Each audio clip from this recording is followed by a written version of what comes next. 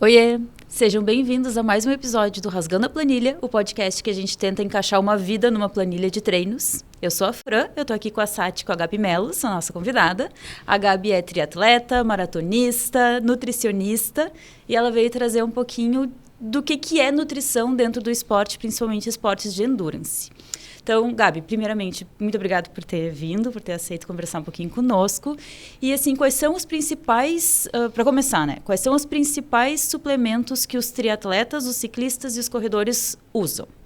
Muito bem. Primeiramente, muito obrigada pelo convite. É uma honra estar aqui. Eu adoro falar sobre o assunto, sobre nutrição esportiva, sobre esporte, sobre nutrição e alimentação. Então, é um prazer, realmente. Muito, muito obrigada pelo convite. Muito obrigada à audiência de quem está assistindo, ouvindo esse podcast. Bom, então, a pergunta, repete, por Quais favor. são os suplementos mais usados? Muito bem. Então, eu gosto sempre de pensar a suplementação, dividir ela em 3 categorias. Então, tem primeiro os suplementos que seriam os repositores, né, ou complementares. Por exemplo, o mais clássico, vi no exame que estou com vitamina D baixa, então vou suplementar a vitamina D, B12, ferro, enfim, os nutrientes realmente que a gente precisa repor por algum motivo ou complementar porque por alguma razão a gente não consegue ter o aporte suficiente. Então, primeira categoria seria essa. Segunda categoria seria os recursos ergogênicos, que aí entra creatina, betalanina, cafeína, todos esses que de alguma forma vão aumentar a nossa performance. Ou esses ergogênicos que são produtores de energia, né? Só pra gente deixar claro. Exatamente. Recursos ergogênicos é isso. É que dá aquele boom de motivação, de energia, enfim, que vai de alguma forma, então, melhorar, ajudar aí na performance mesmo. E em terceiro lugar, não necessariamente nessa ordem, mas a outra categoria, seria os energéticos. Então, seria realmente suplementos de carboidrato ou de suplementos de proteína, né? Um whey protein ou um gel de carboidrato, uma maltodextrina, que são nutrientes, macronutrientes que a gente consegue via alimentos, mas que muitas vezes por conveniência, por praticidade, o suplemento entra para facilitar ou complementar aí o consumo da alimentação. Então, seriam essas 3 categorias assim, que eu gosto de elencar. Antes da gente, só um segundinho, sabe que ela falou uma coisa que eu li hoje, eu vi um vídeo hoje, só para entender se é polêmico ou não, tá? Tá, vamos lá. Era um vídeo de um triatleta falando... Sabe aquelas coisas que é uma pessoa reagindo a um vídeo? Uhum. E daí ele toma um gel e passa mal, numa prova, tipo assim, Iron, não sei o quê. E daí a nutricionista estava falando em cima, dizendo... Vocês ficam aí tomando vários géis de carboidrato, só que vocês não sabem que a gente pode tirar a energia da proteína. E não precisa tomar tanto carboidrato e não precisa comer tanta banana. É verdade. Ela tá falando assim porque... Então... porque ela é médica. Não é mentira. Não, ótima pergunta. Eu acho bem importante a gente falar sobre realmente, os 3 macronutrientes vão gerar energia. Então, carboidrato, proteína e gordura. A questão é a via metabólica e o tempo que leva para gerar isso. Então, realmente, 1 grama de carboidrato e 1 grama de proteína tem as mesmas 4 quilocalorias. Então, em termos de geração de energia, eles vão dar o mesmo.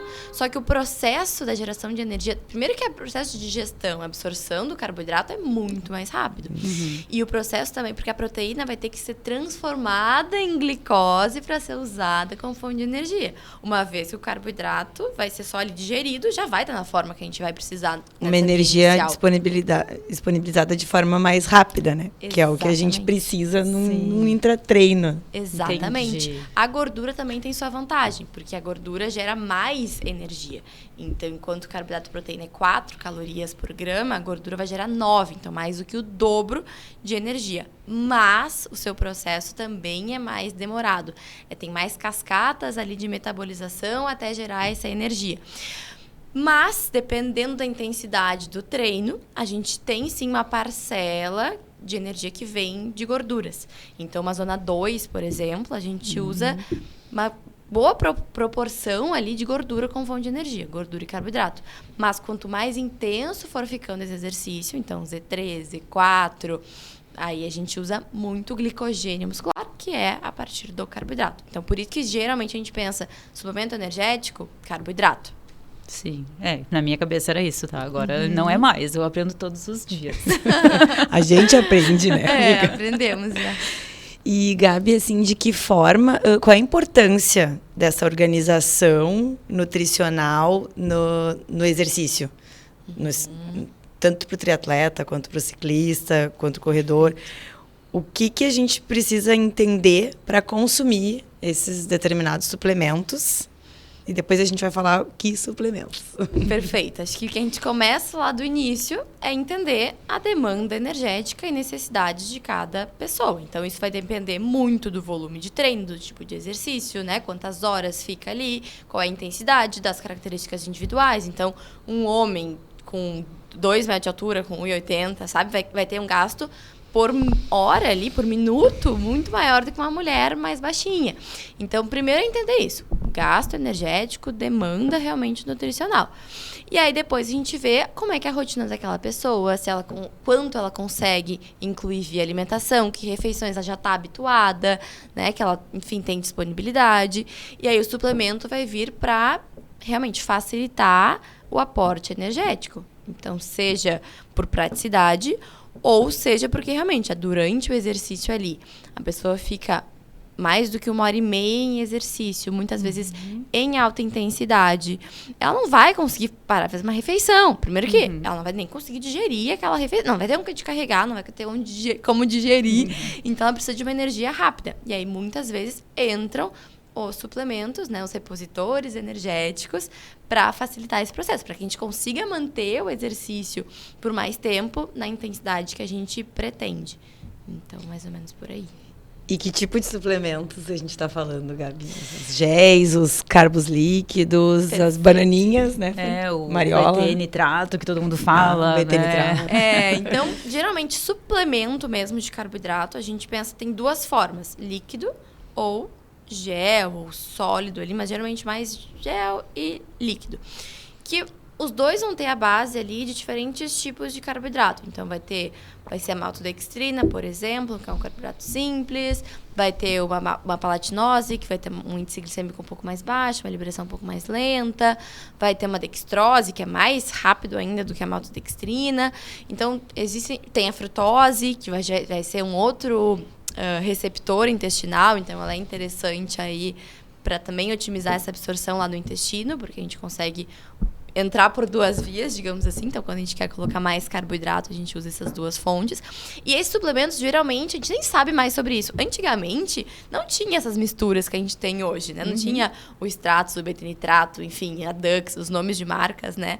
Que a gente tem hoje, suplementos. E aí o pessoal tinha que fazer meio que caseiro. Então, eu misturava ali uma maltodextrina, eu comprava uma dextrose, como é que é? Maxi-Waze, que são os suplementos, é a base mesmo ali. E às vezes misturava, às vezes ia puro mesmo, só cuidava a diluição. Esses suplementos nos facilitam, porque eles já têm essa mistura adequada para a absorção intestinal. Muitas vezes também tem reposição de eletrólitos, gel a mesma coisa. Então, vai variar conforme o exercício, conforme o gosto de cada um também. Então, geralmente é mais comum no ciclismo esses em pó, porque tu consegue levar uma garrafinha na bike. Sim. Na corrida, tu até consegue levar, mas uma garrafinha menor, vai esquentar. Então, é mais comum tu levar o gel, porque as provas normalmente, corrida de rua, fornecem líquido, água. né? Então, tu toma ali o gel com a água da prova e tá tudo certo, é fácil de carregar. Então, depende muito desses formatos. Aí tu perguntou também em relação a bananinha, por exemplo, isso, mariola. mais sólido, né? Isso. Tem pessoas que preferem, acho que principalmente na bike, pelo menos é mais fácil, né? Eu não categorizo como suplemento, é um alimento que é prático de levar. Então, também, na bike, principalmente, a gente consegue levar mais alimentos. Tem até aquele, no Instagram, viralizou o vídeo de um ciclista com o pão. Né? Sim. Então, Aquele porque bom. na bike a gente consegue levar bisnaguinha com não sei o quê, leva uma tapioca enroladinha com mel. Então, Tem pessoas que preferem, porque cansa o suplemento. Realmente, suplementos, depois de um determinado tempo, pode Começa a ficar ter enjoativo. Eu levei, enjoo, né? Eu levei bisnaguinha com salame nos nossos 200. Viu? Ótimo de suplemento. Carboidrato Aham. e o Por salame isso que tem o passou mal, sódio. Por isso passou mal. Não, foi depois de comer que eu tá. melhorei, cara. Foi difícil. Tu sabes que eu li, Gabi, num artigo isso, porque pra mim foi difícil entrar com esse monte de gel no início. Eu fazia as 2 horas de bike sem nada. Morria. Nem água ela bebe. Não, Camelinho. aprendi. Louco. Calma. Não. É bom que gerou um monte de adaptação ali inicial. Não, por isso que é forte, né? E aí eu comecei a ler pra eu entender por que me davam gel. E eu li bastante sobre essa que tu comentasse, né? De colocar frutose e o outro tipo de carboidrato pela questão intestinal. Porque senão, chega no meio da bike, tu já tá com dor de barriga, já tá enjoado e já não quer nem enxergar mais suplemento. Exatamente. Dependendo de quantas horas, né? De maneira geral, o nosso intestino tem capacidade de absorver até 60 gramas de glicose por hora.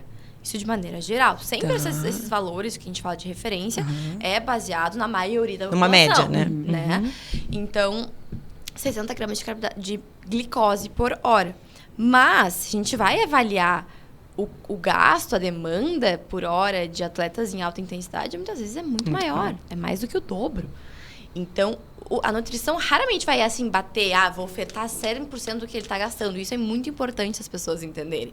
Porque, às vezes, as pessoas suplementam de menos, achando, nossa, eu nem gasto tudo isso. Não, tu tá suplementando isso aqui para depletar um pouco menos. Tu vai depletar, ainda assim tu vai perder. Ainda assim tu não vai zerar o jogo, sabe? Isso, claro, em provas de alta intensidade longas. Sim. Tá? É diferente de um treino mais leve, de quem tá começando, enfim. Depois a gente pode falar mais nesse assunto também, porque acho que tem bastante gente começando e com muitas dúvidas, né? Como suplementar. Mas só explicando essa questão do intestino, da absorção. Então, como tem essa demanda aumentada, o que a gente percebe? O que os estudos conseguiram avaliar? Que misturando glicose com frutose, a gente consegue absorver mais.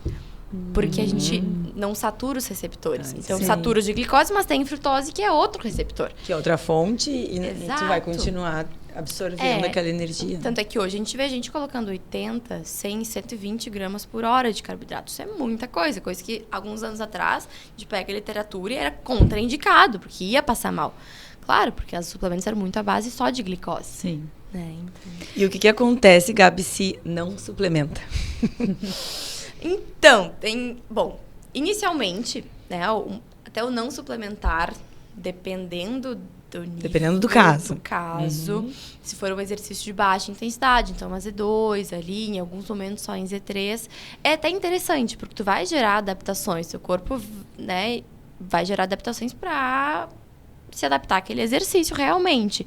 Então, de certa forma, é interessante. Mas corre o risco de tu não conseguir terminar o exercício na intensidade que tu queria. O famoso quebrar, né? Então, chega a determinado ponto que os seus estoques de glicogênio, que são ali a fonte de energia para essa alta intensidade, estão muito baixos e o teu corpo começa a sinalizar mais fadiga, mais dor muscular, até mais fadiga tanto física quanto mental, muitas vezes. Com certeza. Tá? Então, a gente sabe que o consumo de carboidratos também ajuda nessa questão mental, de ter mais disposição, de estar com mais vontade de fazer a coisa, porque nosso corpo é muito inteligente. Então, se a gente está com os estoques cheios, ele entende, não, a gente está bem para praticar isso aqui. Agora, começa a baixar os estoques, a gente já começa, opa, não, segura um pouco esse ritmo, porque a gente vai precisar baixar, e aí eu quebrar, e às vezes, né, o ritmo não conseguir segurar aquele ritmo. É uma das causas, a gente sabe que não é a única, óbvio, mas a nutrição pode ser uma das causas do famoso quebrar. O quebrar seria quase um efeito colateral da hipossuplementação, Falta né? dele. Mas se eu tiver uma hipersuplementação, por exemplo, assim, eu fui pedalar e tomei muita cápsula de sal, ou tomei só gel com cafeína, sabe? Fiquei muito tempo, porque a minha nutri, ela sempre fala, Fran, intercala os géis, primeiro, para não, né, sobrecarregar de cafeína. Eu sou super sensível à cafeína, então eu também não posso, eu começo a me tremer toda. E ela sempre diz dessa questão da absorção intestinal, que senão tu vai saturar, e daí tu não vai mais conseguir segurar aqui, né, absorver, e vai dar o famoso piriri. Exatamente. É isso, né? Mas, assim, quais são os efeitos colaterais e quais são os principais suplementos que a gente tem que cuidar também para não tomar demais? Tá, perfeito. pensando realmente no intra-exercício, são esses que tu falou. Então, carboidrato sem... cheguei numa prova e resolvi dobrar a quantidade que eu uso em treino. Em treino eu uso ali 1 gel por hora, e na prova eu vou botar 3 géis por hora, porque a Gabi falou que é 60 gramas por hora, cada gel tem 20, eu vou botar 60. Não vou nem testar e vou fazer. Isso. Só que o teu intestino não tá treinado para aquilo, ele tá treinado para 20 gramas por hora, daqui a pouco tu vai triplicar. Então, é muito importante que esse consumo de carboidrato intra seja testado em treinos. Isso eu bato sempre na tecla. Então, o intestino precisa ser treinado. Então, em treinos longos, em treinos específicos, a gente já testa a suplementação de prova. Então, isso é um ponto importante, não exagerar sem ter testado isso antes. Sódio também. A suplementação de sódio tem que ser individualizada. Tem pessoas que suam e perdem mais sal pelo suor. Tem pessoas que não têm essa perda tão intensa. Então, a gente tem que avaliar isso, tá? E também de acordo com a condição climática da prova. Então, agora é uma época, a gente está em dezembro, auge do calor. Então, a gente transpira mais, a gente perde mais sais minerais. A gente precisa, muitas vezes, repor em exercícios ali prolongados. Acima de 2 horas é que é realmente importante. Agora, vai para um clima frio, a demanda talvez caia pela metade. Então, não preciso exagerar. Porque o que acontece? Nosso corpo é muito inteligente. Ele vai se autorregular. Tu tá colocando mais sal para dentro, mais sódio, ele vai expelir mais também. E aí, tu pode... Até como tu começa a perder mais, né? Justamente por isso. Aí, tu desidrata, porque o papel, né, do sódio ali... Porque a gente suplementa sódio durante o exercício? Principalmente para manter a hidratação, né? O sódio retém água, então ele minimiza a desidratação. A gente evita que isso aconteça. Também não adianta só tomar água, muitas vezes, porque se a gente está perdendo sódio, chega um momento que a gente não consegue nem mais absorver tanta água e corre o risco até de uma reação que é a hiponatremia, né? Que pode ter convulsão, realmente passar mal. Eita. Então, isso é pela falta de sódio. Então, é um equilíbrio. Existe uma recomendação, né? A recomendação é de 300 a 600 miligramas de sódio por hora, mas... Nem em todos os casos, né? Nem em todos os casos. Existe, assim... Tem alguns artigos que indicam isso. Agora, tem os que nem dão recomendação justamente porque é muito individual. Eu já passei para paciente, né, 1.000 miligramas de sódio por hora. Porque era um homem alto, suava muito, era uma prova num clima quente. Então, tinha essa importância de repor. E ele realmente percebia que ficava muito melhor quando ele repunha. Então, novamente, a gente testou em treino, chegou na prova e fez. Cafeína, a mesma coisa. Então, cafeína é um estimulante, aumenta a frequência cardíaca, pode aumentar a desidratação também. Então, também sou totalmente contra de usar todos os géis de cafeína, ainda mais numa prova que vai ali passar de 3 horas. Sim, né? Que tu vai tomar 5, sei lá, 6 géis. 4, 5, 6, Aí acaba ultrapassando. Então, mas a gente também sempre trabalha pensando no peso da pessoa. Então, a recomendação de cafeína, o cálculo que a gente faz é miligramas por quilo de peso. Então, como recurso ergogênico, normalmente vai de 2 a 6 miligramas por quilo de peso de cafeína. Tá? Isso considerando, assim, o pré e o intra. Tem pessoas que extrapolam esse valor, né? Mas, enfim, novamente, respostas individuais, tolerância individual. Então, tem que ser testado. Legal. E, Gabi, como é mais ou menos, assim, o momento, com quanto tempo de prova que tu indica que a gente suplemente? Digamos, vamos dar o exemplo da maratona. Acho que é um bom exemplo. E depois a gente dá um exemplo de uma prova de triatlo, por exemplo, para o pessoal entender, assim, como fazer. Então, novamente, a gente volta para o que eu comentei das zonas de intensidade ali. Então, se tu vai fazer uma prova só para rodar, não vai ser tão intenso, tu quer completar numa boa... se numa prova de até 1h15, 1h20, 1h30, não precisa de suplementar, tá? Se tu vai fazer uma prova que vai passar de 1h15... numa alta intensidade, ou até de passar de 1 hora, mas assim, tu vai realmente uma intensidade bem alta, aí pode ser interessante usar. Talvez tu não vá quebrar sem o gel, mas para um recurso até mental é interessante o consumo de carboidrato ali inter. Talvez botar com uma cafeína, enfim. Então, isso é importante. Agora, provas acima de 1h30, aí eu já acho importante sim, tá? Tem pessoas que fazem meia maratona em Z2, fazem toda até em jejum. Existe a possibilidade. Né? Teu corpo é muito adaptado a usar gordura como fonte de energia. Julgo. É muito adaptado a usar como fonte de energia. Então, assim, é adaptação. O corpo é adaptado para isso. Mas a grande maioria das pessoas, principalmente quem está buscando alta intensidade, vai fazer uma prova mais forte, aí precisa repor, precisa suplementar já a partir aí de 1h30. Então, a meia maratona já teria necessidade. E numa prova de triatlo, assim, considerando um 70.3, por exemplo, que é... Fundamental. Provas acima de 2 horas, 2 horas e 30, tem que ter algum tipo de reposição, senão não chega. Não, nem cruza. Nem assim, cruza a segunda a transição. Antes que alguém venha falar alguma coisa, existem pessoas que fazem essas provas em jejum, mas também em jejum, vírgula, porque tu vai ver, elas usam queijo, nuts, óleo de coco, TCM, então usam fontes de gordura, né? Tem alguma fonte exógena de energia ali também, só que ela adaptou o corpo para usar gordura como fonte de energia. Então, para provas longas, sempre vai ter algum tipo de reposição. Eu usei TCM muito tempo na minha vida. Eu usava... Você te adaptava bem? Eu usava maltodextrina. Eu tô achando que é velha, que eu sou velha, porque ela disse, porque antigamente a gente usava malto. Eu usava malto e destrose. E depois mudei pra TCM e achei muito melhor. Eu ficava muito, assim, me durava mais a energia do que a malto. Ela só me deixou, tipo, com celulite, sabe? No braço, na barriga, foi muito estranho. Te inchou. Que a malto é carboidrato de alto índice glicêmico. Tudo depende do exercício, da quantidade. Eu não fazia tanto cardio. Eu ia te perguntar né? pra que treino que era. Eu só pedalava e fazia musculação. E quanto tempo? Yoga. E aí tu usava malto pra que treinos? Usava malto pra tudo. A minha nutri da época me dava pra tudo, porque eu era muito magrinha e não sei o quê. É que nem tomar açúcar. Só que aí vai ter um pico e vai ter uma queda. Então a gordura pra esses exercícios de mais...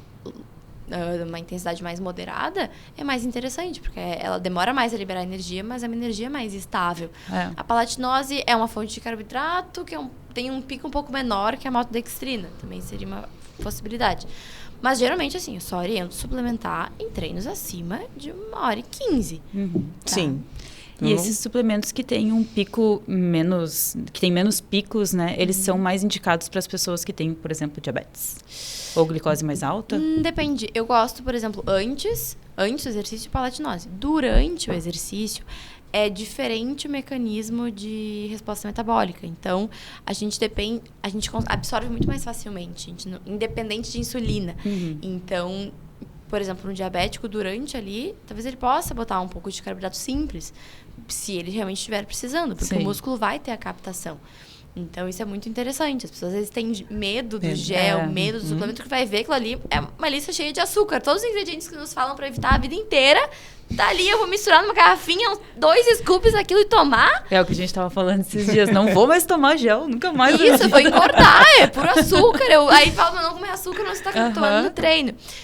Justamente, porque durante o exercício físico a absorção é diferente, o processo metabólico é outro, então não vai ter aquele pico. Às vezes o pico, na verdade, de glicose durante o exercício é natural. Nosso próprio corpo vai gerar. Então, eu até usei um tempo o medidor de glicose. É algo que foi desenvolvido para diabéticos e ainda tem, acho que na Europa já tem um que é específico para atleta. Acredito que nos próximos anos vai ser bem mais comum. Tá? Mas o que eu percebi? Que às vezes eu ia treinar em jejum, tá? Eu fiz alguns testes. E se era um treino um pouco mais intenso, minha curva subia. Então, o próprio corpo liberava a glicose na corrente sanguínea para aquele exercício que tinha essa demanda. E muitas vezes a curva era muito parecida de quando eu suplementava durante ali. Porque o suplemento durante, ele só vai manter aquela energia. Não vai ter esse pico. Ele vai só sustentar o que teu corpo já está demandando. Então, é diferente colocar um carboidrato de alto índice glicêmico, um açúcar, durante o exercício ou em estado de repouso. Como, por exemplo, a gente está aqui agora. Possivelmente teria um pico. Dá tudo certo também. Eu ia te perguntar isso, Gabi. Eu acho que eu vi tu postando sobre o treino em jejum. Eu acho que isso é um assunto bem polêmico. Eu, por exemplo, sempre treinei em jejum. Desde sempre. Me adaptei, fiz meia maratona em jejum. Já fiz. Fiz, na época. Achava que não precisava. E eu acho que talvez com a evolução, aumentando também a intensidade de treino, Na época era, não sei que época que foi, acho que faz uns 3 anos, já estava fazendo uma prova mais forte. Mas eu penso como que eu fiz aquilo. Hoje, suplementando diferente por causa dos outros esportes. Claro. Então, eu vejo assim, em jejum, o que tu acha, se tu acha que é muito, assim, causa muito dano ao corpo, ou como tu comentou agora, que eu já acho que não, porque tu já tem uma reserva, né? Em que momentos que a gente pode fazer isso? Jantei tarde, eu não tô com fome de manhã, 3 da manhã, eu não vou comer, porque eu vou pedalar, não tô com fome. Perfeito. Então, novamente, tudo depende. Depende da intensidade e duração do exercício, depende do próprio indivíduo. Então, eu acho o treino em jejum até uma estratégia interessante. Mas ela serve para treinos. E se tiver alguma intensidade ali de até 1 hora no máximo, e tu tiver feito uma refeição com carboidratos da noite anterior, porque tu vai ter reserva de glicogênio muscular, que vai ser tua fonte de energia ali no dia seguinte, independente se tu comer ou não. Então, de até 1 hora intenso, rola, se a pessoa tiver uma adaptação. Então, não adianta, nunca fiz treino de jejum, vou começar já com treino forte. Não, começa com treino leve, para o corpo ir adaptando, ir acostumando, né? Mas essa adaptação também é positiva, tá? E treino leve aí vai depender também muito da adaptação da pessoa, de como a alimentação num todo. Tem pessoas que... teve épocas que eu fazia treino de 1h30, quase 2 horas em jejum. Já fiz, mas era um treino muito leve. Eu sou muito adaptada. Eu tinha comido carboidrato na noite anterior. Então, tem esses aspectos. E depende também do fator individual. Tem, além da adaptação, como é que tá a carga de exercício dessa pessoa, que foi o que tu comentou. Na época, tu não tinha carga de treino que tu tem hoje. Sim. Então, hoje, para ti, é muito mais difícil tu estar com os estoques de glicogênio repletos, adequados, né? Teu corpo tem muito mais gasto e demanda por recuperação, por geração de energia, enfim, renovação de tecido. Então, tem esse aspecto também. Dependendo do momento do ciclo em que a gente está, não é interessante nem mesmo um treino leve, nem mesmo um treino curto fazer em jejum, porque isso pode impactar no todo, na tua recuperação num todo. Então, sempre a gente tem que ter esse olhar pro indivíduo, pro momento e pro treino. Ótimo. Eu passo muita fome. Se eu jantar meia-noite e acordar às 3 da manhã, eu tenho que comer. Eu passo muita fome. Tem que ter mimada de carboidrato, tu poderia. Se fosse interessante. Magrinha de ruim, então. Não, do triatlo. Do triatlo. Te suga. Domingo a gente tava pedalando 1 hora, a Fran falou, tô com fome. Eu acho que isso? Fome. No meio do treino, senti fome. Isso... que é bem dependente de carboidrato. Então, talvez para ti fosse até interessante fazer alguns treinos em jejum, de repente alguns treinos leves, usar o TCM, que já te ajuda um pouco, que aí tu tira o carboidrato, mas bota uma fonte de gordura, para tu gerar essa adaptação. Isso pensando em resistência é interessante, a gente não pode dizer que não é. E é horrível pedalar com fome. Nossa, é desesperador, é ruim. Vocês não têm noção. É ruim. Por quando teu corpo consegue usar gordura como fonte de energia, tu resiste por mais tempo, porque é aquilo que eu falei, é uma energia mais constante. Mas é baixa intensidade, então... Mas é interessante. Usar gordura não significa que eu precise ter um percentual de gordura mais alto. Não. Ou, sei lá, mais quilos de gordura no meu corpo. Não, é só conseguir tirar a energia daquilo e depois, quando eu chegar em casa, depois eu vou recuperar e tudo certo. Exatamente. Tá, então, assim, não precisa ser gordinha para... Não, assim, considerando que a gente consome quem não fontes entende, de gordura, assim. Então tem da tua alimentação, tu pode até usar, como é o caso do TCM ali, é uma fonte exógena. Só para ficar claro que não é assim, eu tenho uma pochetinha, então eu posso treinar de jejum. Se eu não tenho, eu não posso, né? Porque... Até às vezes é usado como estratégia para perda de gordura, mas também não adianta nada, a pessoa quer perder gordura, vou treinar jejum, é a solução dos problemas, ignora o resto do dia, e o resto do dia aí come qualquer coisa, de qualquer jeito, vai dar elas por elas, pode até engordar treinando em jejum. E é o que acontece, né? Lá eu conheço várias pessoas que fazem jejum intermitente. Daí quebram o jejum com um prato de massa desse tamanho, assim. Isso, 16 horas depois. Isso, no rodízio que o organismo tá ávido pelo carboidrato. Então, que vai ter um pico muito maior. Inclusive, eu percebi isso usando o sensor, que eu tinha mais picos se eu não suplementava direito, às vezes você ia fazer um treino em jejum, do que se eu comia direitinho antes e durante. E o corpo mantinha mais a estabilidade, sabe? E às vezes parece que não, o corpo vai sugar. Não, ele joga primeiro para a corrente sanguínea e aí depois, claro, cai muito rápido também. E que aí pode ser um problema, porque aí pode ter sintomas de hipoglicemia, pode dar mais vontade de doce, queda de energia, mais fome até, de rebote, então... E Gabi, assim, quando o paciente chega no teu consultório, tu costuma fazer uma avaliação, assim, que tu comentasse ali no início, vitamina D, vitamina B12, algumas coisas mais específicas. Tu faz, assim, um rastreamento para deixar esse atleta, esse paciente, assim, direcionado? Eu tenho que tomar vitamina D, eu tenho que tomar B12, aí todo mundo tomando a mesma coisa. Perfeito. Creatina, todo mundo quer tomar creatina, quero ficar forte, quero durar mais. Betalanina. Formigar os braços. São vários suplementos, assim, os mais badaladinhos, né? Sim, ótima pergunta. Eu até tinha anotado pra gente falar sobre isso também. Sempre pergunto. Primeiro, quanto tempo fez exames? A pessoa fez há 3 anos atrás. É importante a gente... Nunca fiz. É importante a gente reavaliar, enfim. Então, peço alguns exames, sim. Essa parte de perfil nutricional para avaliar como é que está. Se fez nos últimos 6 meses, enfim. Aí a gente consegue ainda ter uma noção, né, do histórico. Então, principalmente ali, vitamina D, B12, ferro, né, ferritina, hemoglobina. Enfim, esses que a gente consegue realmente avaliar pelo exame de sangue e que tem maior impacto também se estiverem em níveis muito, muito baixos para geração de energia. Então, e aí por isso que é importante, muitas vezes, vai suplementar se realmente estiver com deficiência, não é simplesmente sair suplementando. Multivitamínicos é a mesma coisa, né? A gente sabe que muitas vezes o excesso de vitaminas e minerais, primeiro, nível mais básico, pode atrapalhar algumas respostas adaptativas ao exercício, o excesso de antioxidantes, por exemplo. Então, a gente treina e se enche de vitamina C, vitamina E, que são antioxidantes que podem atrapalhar, sim, a nossa adaptação, nossa melhora com o exercício. Então, elas podem entrar, mas em determinados momentos, não sempre. E, fora isso, vitaminas e minerais também têm toxicidade. Então, podem sobrecarregar a função renal, gastrointestinal, hepática, né, do fígado. Então, a gente tem que ter esse cuidado de não exagerar e de usar quando realmente tiver indicação, tiver necessidade. Esse é um ponto, né? Seriam os repositores. Em relação aos suplementos ali, recursos ergogênicos, né? Creatina, betalanina, enfim. A creatina, eu já vejo muito mais disseminado, muito mais comum, porque realmente tem muitas aplicações.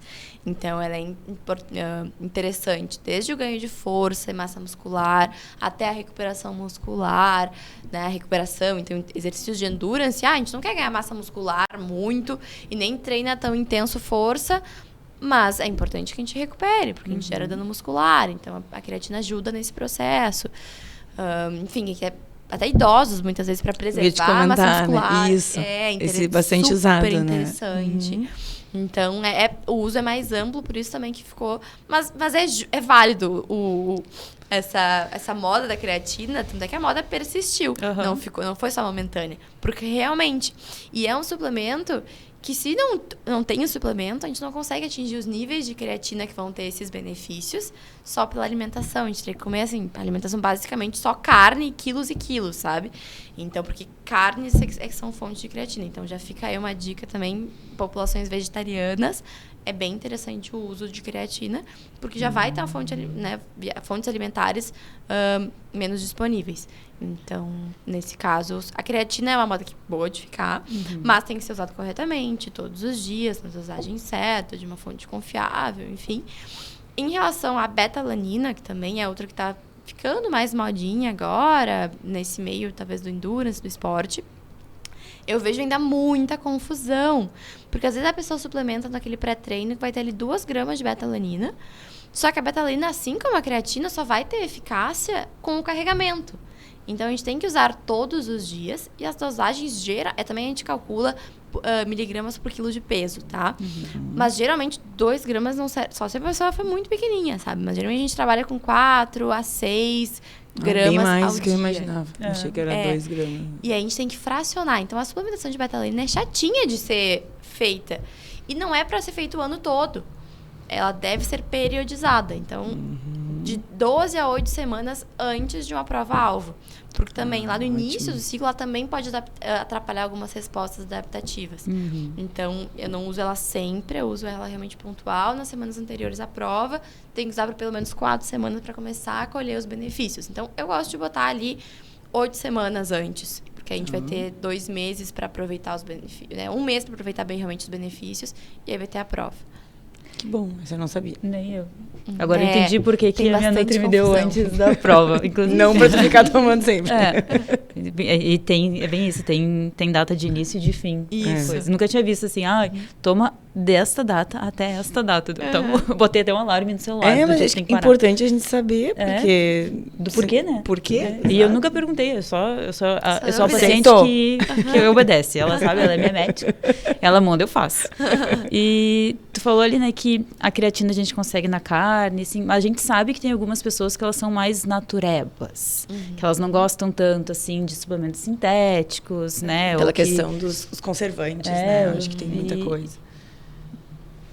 Aonde que eu consigo os principais nutrientes que tu acha, assim, que para uma pessoa que pratica algum esporte de endurance, aonde que ela tem que ir?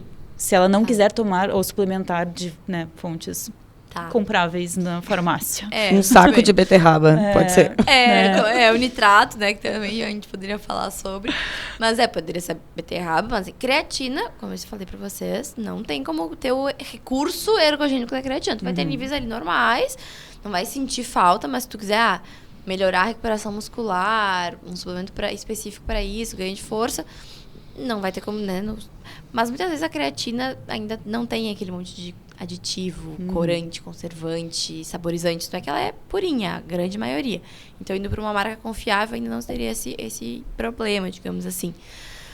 Mas eu sempre falo que para atletas de endurance, algo que tem que estar presente é o amplo consumo de frutas, né? Por serem fontes de antioxidantes, mas antioxidantes numa dosagem natural, fontes naturais, então não vão atrapalhar a resposta adaptativa. Então, aquela mesma vitamina C e vitamina E, que via suplementação atrapalha a resposta de adaptação, via alimento, então via uma fruta, por exemplo, laranja, kiwi, mamão, vitamina E tem no abacate, não atrapalha. E a gente vai colher os benefícios em termos de melhorar a recuperação, enfim. Então, frutas realmente seria uma possibilidade. A gente pode fazer sucos, a gente pode... Banana é o clássico, né? Lindurante. Então, esses alimentos mais fontes de carboidrato para o pessoal do endurance. Fontes de proteína também. Então, não quero usar um whey protein. Não, beleza. Mas então a gente vai ter que incluir mais fontes de proteína, variar também esse consumo. Então, não ficar ali só no ovo, ou só no frango, ou só no... Sabe? Variar um peixe, uma carne, no meio da tarde, incluir, de repente, alguma proteína. Pode ser até uma proteína vegetal, usar daqui a pouco alguma coisa com grão de bico, enfim. A gente tem que atingir as quantidades recomendadas por alimentos. E aí que entra muito a questão de variedade, né? Então, de fugir da monotonia alimentar, mais nesse sentido. Eu acho que isso faz as pessoas desistirem muito da dieta, né? A monotonia, assim. Porque fica tudo com o mesmo gosto. É sempre igual. É sempre igual. Chega uma hora que... A gente tava falando esses dias com a Larissa, né? Que chega uma hora que tu cansa de dizer não. Né? De negar de te e privar. de te privar. Sim. E aí tu acaba... Daí tu chuta o balde. Né? Isso. Aí tu vai no chocolate, pizza, hambúrguer, porque tu te privou. Então, essa alimentação mais mesclada, talvez, assim, não tão rígida e entendida, acho que deixa a pessoa um pouco mais leve, porque o treino já é pesado. Aí entra 2 fatores também. Muitas vezes a restrição é cognitiva, mas também é energética. Porque, principalmente quem está numa rotina de treino de endurance, triatlon principalmente, que a gente tem que encaixar às vezes 2 treinos por dia, são mais de 10 horas, às vezes, né, normalmente semanais, 8, 10 horas semanais, é muita coisa, tem um gasto aumentado, tu compara com a alimentação normal de outras pessoas, tem fome para comer muito mais. Só que talvez tu deva comer mais. E aí tu fica te privando, querendo restringir, não aceitando comer tanto, ou, enfim, realmente por rotina corrida, nunca parou para ajustar isso. Vai ter algum momento que tu vai estourar de fome mesmo, e aí vai juntar a fome com a vontade de comer. Porque justamente aí entra a questão cognitiva, de estar restringindo, de comer sempre as mesmas coisas, alimentação sem graça, alimentação da rotina. Tem a oportunidade de comer uma coisa diferente, tem mais risco de extrapolar. Então, entra 2 coisas aqui. Adequar o aporte energético, então comer o que o teu corpo precisa para gerar energia, para treinar, para se recuperar, e fazer essa flexibilização, né? Entender quando restringir e quando abrir uma exceção. Aprender a abrir exceções, né, moderadas, sem ser 8 ou 80, porque aí tem isso. A pessoa nunca come nem um docinho, nem um brigadeiro, mas aí quando come na festa, come 25. Então, isso é um clássico. E indo um pouco além, né, Gabi? Além de ter essa compulsão, no caso, que tu te privou, né? Te privou, ficou compulsivo. Um pouco adiante, a gente vê aquela síndrome que eu acho que tu já deve ter entrado em contato com alguns pacientes, que é a REDS, né? Que eles chamam, que é a síndrome da mulher atleta. Que vem de um déficit energético. E eu acho que a gente tem visto, talvez por muito mais mulheres entrarem no esporte de endurance recentemente e ter a questão da mulher com aquele medo de engordar, porque a gente sabe que tem. Né? A gente tem colegas que têm esse medo, a gente não se comenta muito, mas a gente sabe. E até nós, a gente pensa, não, mas eu tomei não sei quantos géis. A gente pensa assim. Com certeza. E esse déficit energético vai gerar, talvez, um problema muito maior. Sim, com certeza. Justamente é uma síndrome porque é bem complexo, né? Então, envolve essa questão da disponibilidade energética, que vai afetar fatores hormonais. Então, muitas vezes a imunidade já cai, né? As mulheres muitas vezes param de menstruar, aí um cansaço constante, mais fadiga, risco de lesão muito aumentado, justamente por isso. E lesão muitas vezes óssea, porque o osso não consegue o processo de reparo adequado. Então, é fundamental olhar para essa parte do aporte energético. E tem um outro conceito dentro desse termo, desse assunto também, que é a disponibilidade energética, que é basicamente o que sobra de energia para o corpo, para as outras funções, né, fisiológicas, tirando o exercício físico. Então, a gente calcula a partir da massa livre de gordura e do gasto com exercício. E tem que dar um valor X lá, entre 35 e 45, né? Um valor bem, enfim. Mas... E esse valor, muitas vezes, é difícil de atingir. Sim. Principalmente para quem já tem um baixo percentual de gordura, tem bastante massa magra, faz bastante exercício. E aí, essa disponibilidade energética não estando ótima, é justamente isso. Falta energia para a função hormonal, para a função imunológica, para a função óssea. E aí, acaba tendo esse impacto. Então, é bem importante olhar para isso também. Sim, a pessoa pode ter mais... A gente gosta de comentar aqui, né? A imunidade. Sim. Ai, mas eu sou muito atleta. Eu sou muito saudável. Como é que eu fico doente? Né? Então, por quê? Sim. Isso é legal da gente falar. Falta energia, de alguma forma, para as outras coisas, né? Para tu te defender de uma infecção, por exemplo. Tu gastou tudo lá de manhã nos teus 3 horas de exercício. E a gente gasta com exercício não só caloria, não só energia, a gente gasta muito nutriente também. Então, aí entra um outro aspecto. Aí, às vezes, a pessoa quer se recompensar e aí, então vou começar a comer mais, mas ele não come adequado. Né? Vai comer uma pizza, vai comer um hambúrguer. Come uma porcariazinha. Né? Come mais alimentos refinados, ultraprocessados, que não vão ter a densidade nutricional também que a gente precisa. Então, é bem complexo, porque a gente tem que ter... Na verdade, é complexo, mas é simples.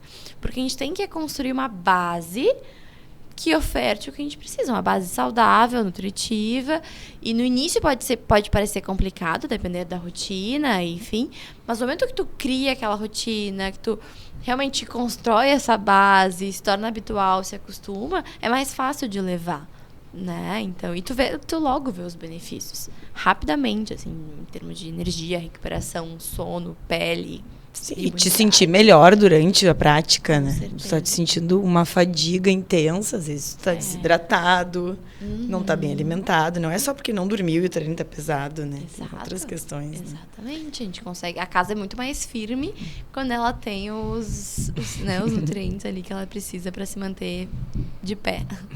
E para não assustar as pessoas que não são do triatlo e não são, né, de esportes que demandam tanta energia, assim, a pessoa que faz academia 2 vezes por semana, que vai no yoga, que faz pilates, faz né, boxe, faz boxe, outros esportes, que não tem tanta intensidade quanto o triatlo, que é famoso por ter uma intensidade, né, super alta. Qual é o passo a passo que as pessoas precisam seguir para começar? né? Assim, primeiro, falar com o nutricionista, beleza? Mas assim, antes de chegar no nutricionista, o que as pessoas podem organizar enquanto não chegou o dia da consulta? Ou, não consegui me organizar só ano que vem, né? Principalmente agora nas festas de final de ano, que todo mundo fica, meu Deus do céu, aqueles fios de ovos. Sim, a torta, não sei o que é. Bom, então é realmente o que eu falei agora há pouco, é estruturar uma base. Porque a diferença, né, de uma rotina que não é de um triatleta, de um maratonista, que é muito volume de treino, é que talvez não tenha tanta necessidade de cuidar ali o pré, o intra e o pós, né? Então, colocar extra. Agora, vai ser tão importante quanto para a tua performance, bem-estar, recuperação, ter refeições nutritivas e bem estruturadas.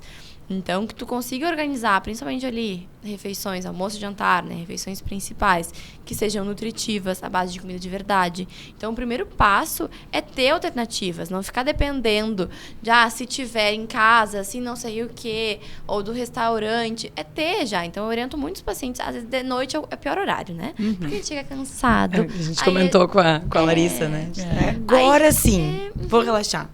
Isso, aí pede um delivery, eu faço qualquer lanchinho, qualquer coisa. Então, já pensa, não vai chegar todos os dias mega empolgado pra cozinhar, refogar legumes, grelhar um frango, assar não sei o quê. Não vai. Nenhum dia, né, no caso, tu vai chegar. Talvez na segunda-feira. Na segunda-feira, talvez tu chegue, entendeu? Na terça, tu já vai estar cansado da semana. Então, já tem opções prontas, já tem um congelado de uma marca que tu já provou e gosta. Já tem opções até de delivery, já saudáveis, engatilhado. Ou tem muita gente que se adapta a cozinhar por mais dias na semana. Tu faz domingo, já faz por mais dias. Eu sou essa pessoa. Aí tu vai variando. Semana. Exato, deixa a salada lavada. Facilita a tua própria vida, sabe? Então, esse é um ponto primordial. Outro ponto aí, pensamos nas refeições principais, vamos pensar nas refeições intermediárias. De ter opções saudáveis. Então, de ter frutas em casa acessíveis, né? Se pra ti não vai pegar se não tiver cortadinho, então pega um dia e já corta tudo, já deixa arrumadinho. Deixa pronto, ou deixa ali à mão, ou vou inserir uma fruta a tal horário, sabe? E começar a introduzir isso. Realmente é um pouco de planejamento. Muitas vezes o que a gente faz em consultório. Lógico que a gente vai ter o cálculo em termos de assegurar que a gente vai ofertar quantidade de energia e nutrientes para aquela pessoa, mas a gente tem que sentar e organizar com a pessoa como é que ela vai colocar aquilo em prática. Então, se ela já vier com essa estrutura, né, pré-pronta, vão ser realmente ajustes, né, direcionamento de quantidade, ou dar outras ideias de opções, lógico. Mas tendo essa estrutura de alimentação, com opções saudáveis... Hoje o Instagram ajuda muito. Atrapalha, mas também ajuda. Porque dá muita ideia de refeição. Então, ideia de café da manhã, ideia de lanche saudável. Mudar ali um pouco, né, a forma de preparo para variar, brilhar um pouco o olho, sabe? Não ser aquele pão com ovo de sempre. Fazer uma panqueca, uma crepioca, fazer o ovo de um jeito diferente, né? Algumas ideias assim.